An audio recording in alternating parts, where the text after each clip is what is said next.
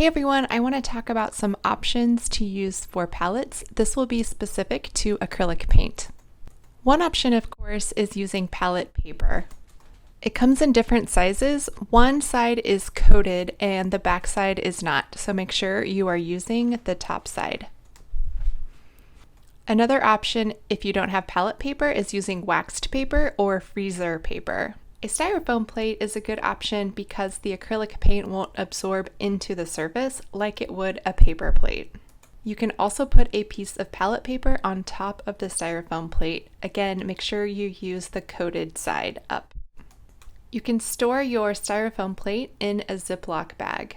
Sometimes if you have a lot of paint, you need a little bit of air in the bag so the top of the plastic bag isn't on top of your paint. Seal the bag and then blow a little air into the corner. Then you have a nice little pillow. Make sure when you use the styrofoam plate that you're obviously carrying the plate flat by the bottom and it stays flat and doesn't tip over. Another option I like is to use takeout containers or plastic containers with lids.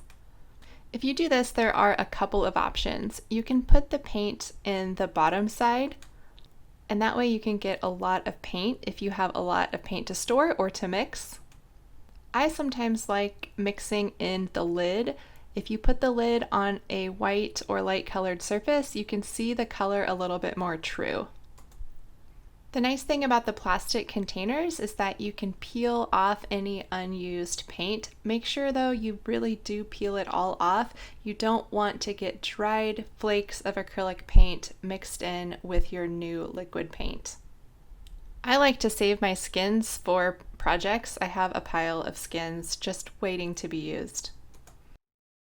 Another option with the takeout or plastic container is to make a damp palette. Get a damp palette, get a paper towel to put in the bottom, fold or cut the paper towel to fit, and then spray it with water. Then take palette paper or waxed paper and put on top of your damp paper towel.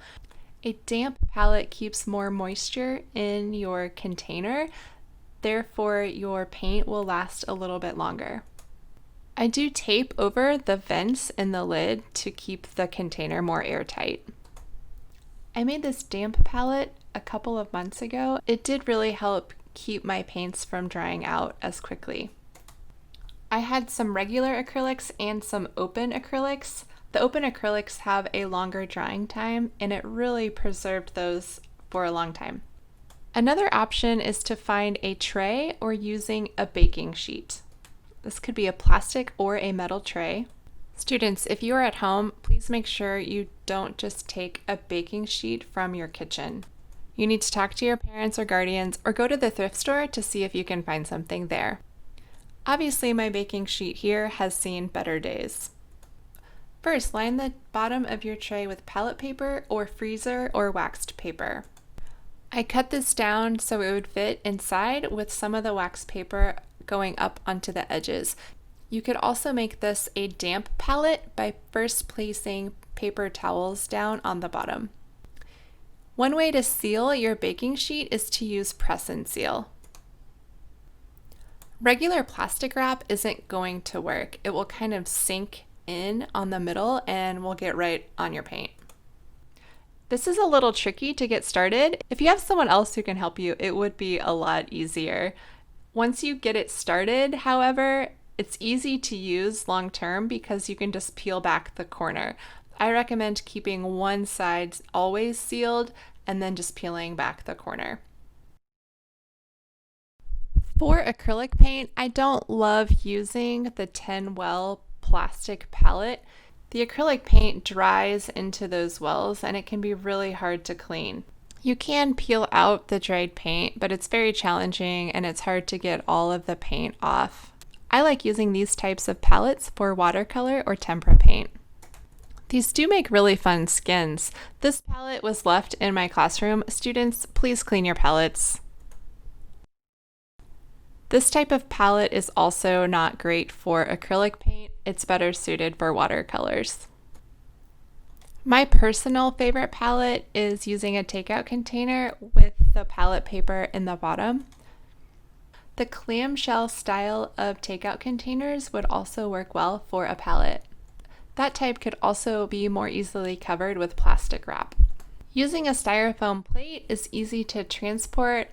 If you're painting a lot and using a lot of pallets, I don't like the additional waste that using a styrofoam plate creates. However, putting your pallet paper on top of the plate is a good option for less waste.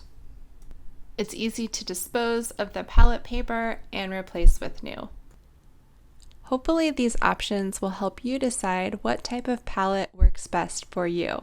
Maybe it depends how often you're transporting paint or how much paint you are mixing at one time.